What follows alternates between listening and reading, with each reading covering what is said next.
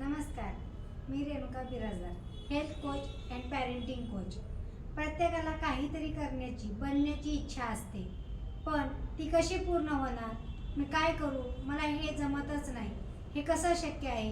हे प्रश्न आपणच आपणाला करत असतो आणि जे काही करायचं आहे ते करू शकत नाही.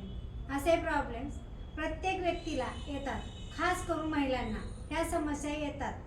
तर या समस्ये रिलेटेड एक गोष्ट सांगावीशी वाटते.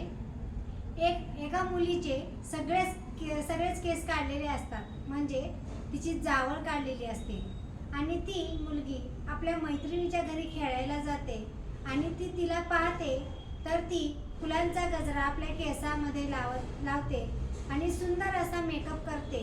ते बघून हिलाही वाटते की मी पण असा मेकअप करणार. लगेचच ती एक गुलाबाचं फूल तोडते आणि बाबांकडे येते. बाबांना म्हणते की मला एवढं हे फूल लावून द्या.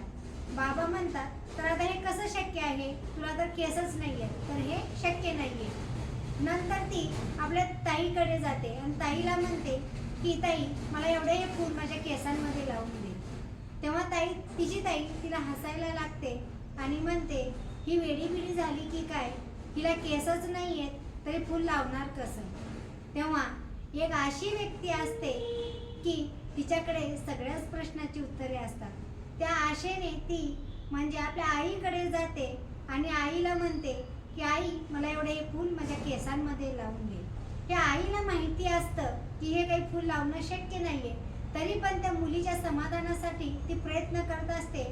ते काही फूल लावता येत नाही. नंतर ती म्हणते की बाळा, हे फूल लावणं शक्य नाहीये कारण तुझे केस खूप छोटे आहेत. तेव्हा ती मुलगी हार न मानता एका आपल्या आरशासमोर जाते आणि तिला तिथे एक चिकट टेप दिसतो.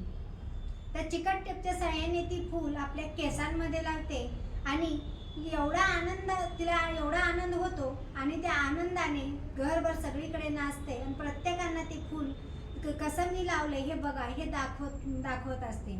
तेव्हा सगळ्यांना आश्चर्य वाटतं, सगळेजण तिच्याकडे आश्चर्याने पाहतात.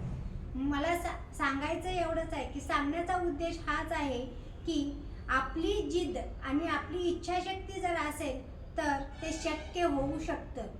थँक्यू.